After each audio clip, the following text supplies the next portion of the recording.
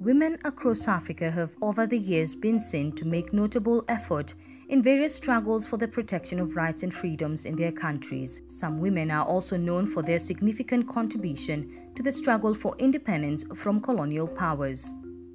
But what is sad is what is said to be the lack of proper recognition and celebration of most of them, and the manner in which women in leadership are handled, especially in the political spheres.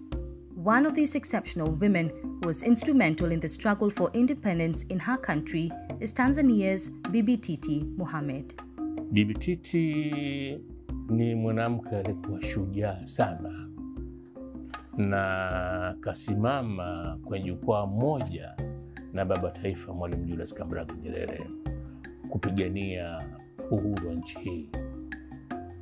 Anashuka Bibi Titi kwenye jukwaa, anapanda Mwalimu Nyerere mpaka uhuru umepatikana. Hakuna ambalo Nyerere amefanya, hakuna mahali ambapo Nyerere ametia unyayo wake Bibi Titi kuweka wake badala. Huyu kwa muktasar ndo Bibi Titi Mohamed.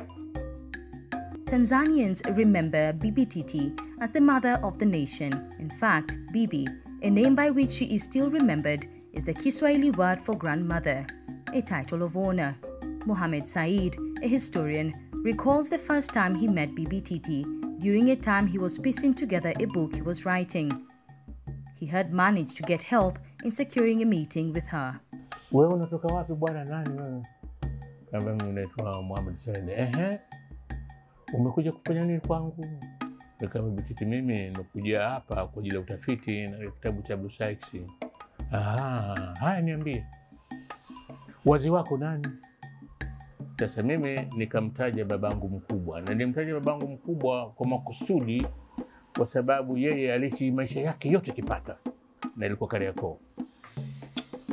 Nikaba mimi bwana Humudi Popo ni babangu mkubwa. Sikiliza jibu lake. Ile mijana dume ile ya Kimanyema mikubwa ile. Nikamwambia na yule bangu mkubwa. Mnafahamu baba zako mimi? Born in Dar es Salaam in 1926 in a Muslim family, Bibi Titi did not manage to attend school until she was 9 years of age. Her father was said to believe that a child should only get Islamic education, and so, as many say today, his death paved way for her entry into formal education. However, she will not stay in school for too long, because when she reached the age of 14, she was married off to a man old enough to be her father. Together they had a daughter. She would later divorce him and also remarry. Leila Shehe, a Tanzanian senior writer and filmmaker who is said to be the last journalist to interview her before her death, shares details she gathered from their conversation. Akaingia kwenye siasa, akasimama kwenye majukwaa, akatembea Tanzania nzima bara. Akaizunguka yote kwenye majukwaa, anaimba nyimbo, anasema, anaita wanawake, anakwenda kwenye majumbani mwa wanawake. Wakati wanawake walikuwa haruhusiwi kutoka bila ruhusa ya mume. Anakwenda yeye majumbani mwao kuwapata. Mpaka wakawakusanya pamoja. Wakagombania uhuru ukapatikana. Baadaye tena akawa naibu waziri. Baada ya hapo tena akaondolewa na wakatokea ugomvi ndani ya Tanzania. Unaona sana hata kwenye asasi za kiraia inatokea. Kwenye family inatokea. Akashikwa na kesi ya uhaini. Akakaa ndani gerezani muda mrefu, miaka 7 miaka 8, akatoka, akajikalia Temeke kwa sababu nyumba yake ilikuwa imetaifishwa ile upanga. Baadaye alipokuja Rais Mwinyi kuwa rais, akairudisha nyumba kwa bibi. Many say that her charming personality, fearless spirit, and beautiful voice played a key role in helping her rise to fame and influence. She along the way attracted the attention of the man who she would later help become Tanzania's founding president, Mwalimu Julius Nyerere.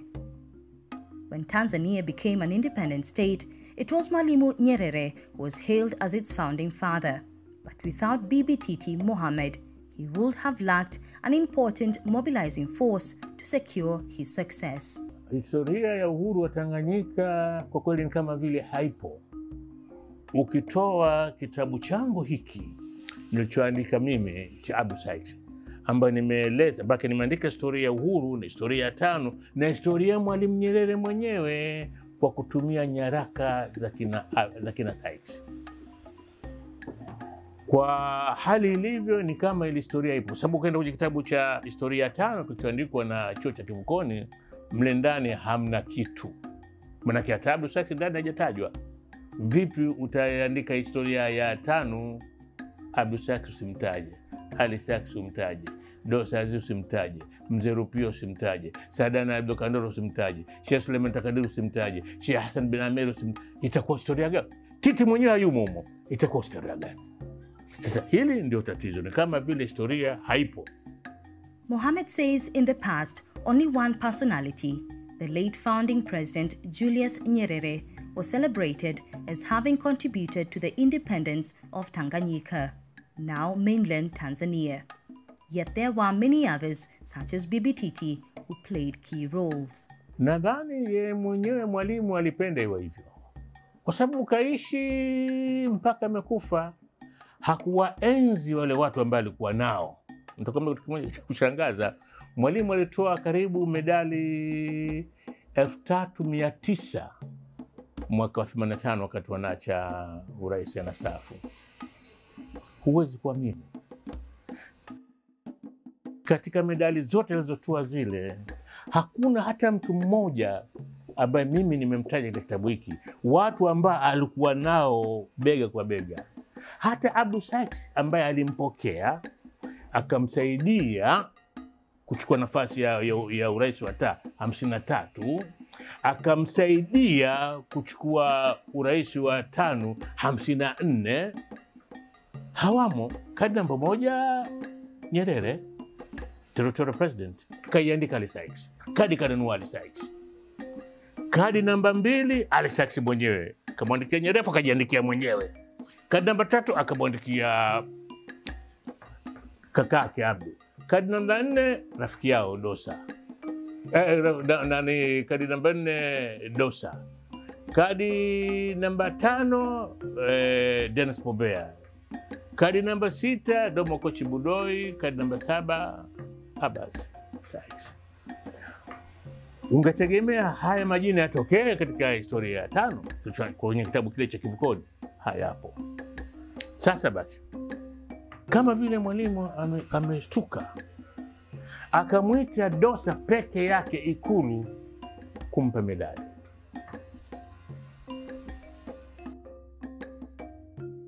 In her early 20s, Bibi Titi had the ability to gather thousands of women for various events and even activities around the struggle for independence. She was respected and admired among women. In fact, this was the reason why she was approached by members of the TANU party, formed in 1955 and under the late Mwalimu Nyerere. They wanted her to head the women wing, Umoja wa Wanawake wa Tanzania, bearing in mind that women will be able to influence their husbands and brothers into the party's ideologies. This was the official start of her political career.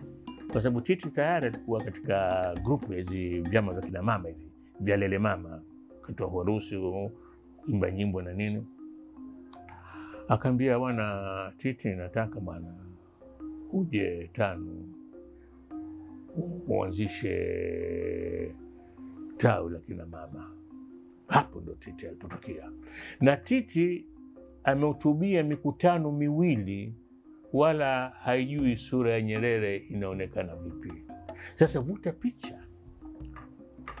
Dar es Salaam ya mwaka 55, mtoto wa kike, binti wa miaka 26, hatoki kwao ila amevaa baibui, anasimama uwanja wa Mnazi Mmoja, anazungumza. Fikiria hapo tu kwanza, miaka 26, ni mtoto mdogo sana. Na ukitazama picha za mwanzo za Bititi, nitakupatia, utaziona amevaa baibui la ukaya, anapanda juu ya jukwaa, amevaa baibui, anazungumza. Bibi Titi accompanied Mwalimu Nyerere to every region he went to for the purpose of spreading TANU's ideologies. She will talk to the men and women, and as a result, help attract many to their cause for liberation from British rule. And in 1961, independence was achieved. She was later appointed as the Junior Minister for Community Development and still kept her seat as TANU's Women Wing leader. She was vocal on many things and championed issues on gender equality and access to education. However, her political fortunes would later shift following a sharp disagreement with Mwalimu Nyerere. Siku moja wapo katika halmashauri kuu ya TANU, Bititi mjumbe, na alikuwa vile vile waziri mdogo wa ustawi wa jamii. Akasimama mtu mmoja anaitwa Selemani Kitundu. Selemani Kitundu ni mtu wa Musoma. Mzee nikimjua siku zake za mwisho. Tena Mungu ana shani yake, nitakuja kueleza baadaye. Akasema kuna taarifa Aga Khan anataka kuitawala Tanganyika kwa mlango wa nyuma. Aga Khan alikuwa patron, kiongozi wa jumuiya ya Waislamu wa Afrika Mashariki, East African Muslim Welfare Society.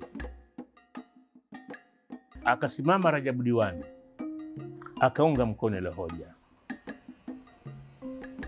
Titi akasimama, akasema hizi habari zina ithibati. Makao alisema jumuiya ivunjwe. Akasema hizi habari zina ithibati, kuna ukweli, ufanye uchunguzi tupate ithibati. Huwezi kuivunja East African Muslim Welfare Society hivi, kwa sababu chama hiki kilikuwepo kabla ya TANU na chama hiki kinasaidia Waislamu. Nyerere naye akajibu katika maneno yake.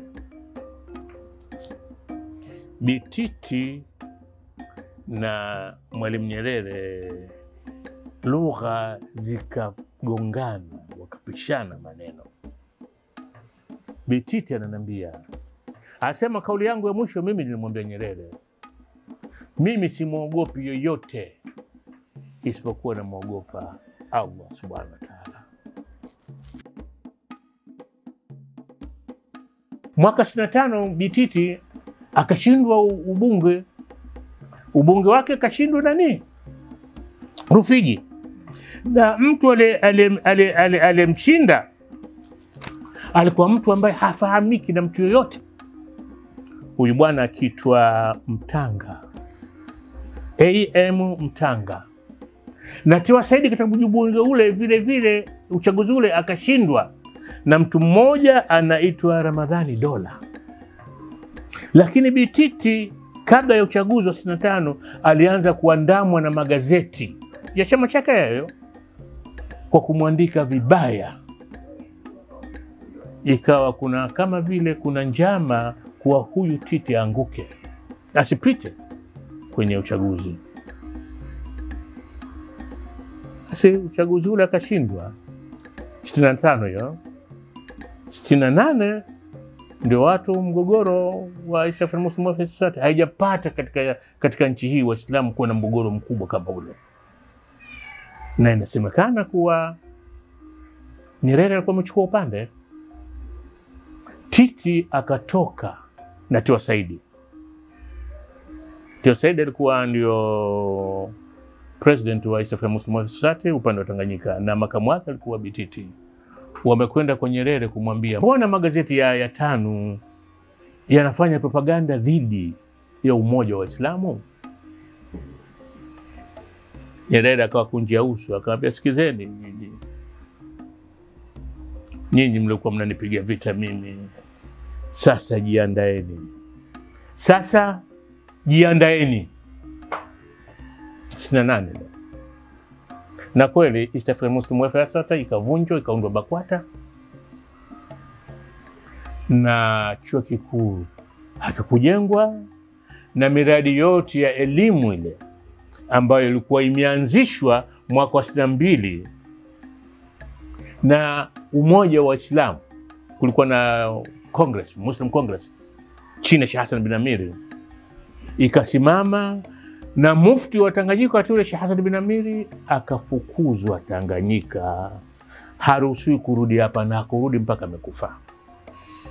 69 ndio inakuja Titi Muhaini, tumalizie hapa. Na ilotokea ni kuwa kafungwa maisha, lakini akakaa miaka miwili akatolewa kuwa msamaha wa rais. Shehe says that Bibi Titi's historical contributions to her nation have much been erased. Archived records of Tanzania's freedom fighters also said to be watered down, with key heroes not being mentioned. In fact, one of Dar es Salaam's major roads that had been named after Bibi Titi in honor of her great contributions towards the struggle for independence was renamed. But activists in her country protested against this, and the road was later named back to Bibi Titi's name. According to Shehe, when she asked Bibi Titi what transpired and led to her imprisonment, she said she was accused falsely. In the interview, she will also add that she had no regret on the turn of events in her life, and that everyone has a destiny, and she believed she had served hers. Akasema sitajifanya ni mwanangu. Siwezi kujuta. Ukijuta inamaanisha kwamba ule muda uliokaa gerezani wote ni kama unusu kufa. Akasema sasa nifanye nini? Nishukuru kwa sababu kila mja anapata mitihani kwenye maisha, na hii ndio mitihani yangu. In 1972, Bibi Titi was released from prison on a presidential pardon. However, she did not attempt to re-establish herself, and even those who knew of her contribution to the struggle for independence in Tanzania said nothing of it. Some of her friends are also said to have abandoned her just as much as her husband. In her final years, she mainly lived in South Africa until her death in 2000. She may not have gone far in her education, but she managed to become an influential woman in her country, and her praises were even heard as far as neighboring Kenya. Na alipotoka Kenyatta, alipoachiwa kutoka kule Kapenguria, walikuwa watu 6 wale. Yeye, Kenyatta, Peter Koenange, Bildad Kagia, Kungu Karumba, Paul Ngei, Njega Karumba alikuwepo. Walikuwa 6 wale. Kaja Kenyatta bwana hapa kuja kumchukua Bititi kwa kazi aliyofanya. Kwa Bititi alikuwa Mungu alimpa kipaji bwana. Nafikiria huyu ni binti ambaye akasoma mpaka darasa la 4 tu. Fikiria Bititi angekwenda Edinburgh kama Nyerere, angekuwaje? Though Bibi Titi Mohamed was a pioneer of women participation in the struggle for independence in Tanganyika, her story for many historians is a reflection of how crippling patriarchal systems can be to women who aspire to bring change and equality for all in their countries. Bado hatujatayarisha makumbusho. Ninasema kwa makumbusho ya wanawake. National Museum juu ya wanawake. Sio Bibi Titi tu. Wanawake wengi wamekuja sasa baadaye mpaka kina Mama Ana Makinda. Wote hawa wamechangia sana. Hawa tuwaenzi kwa kutayarisha National Museum ya wanawake.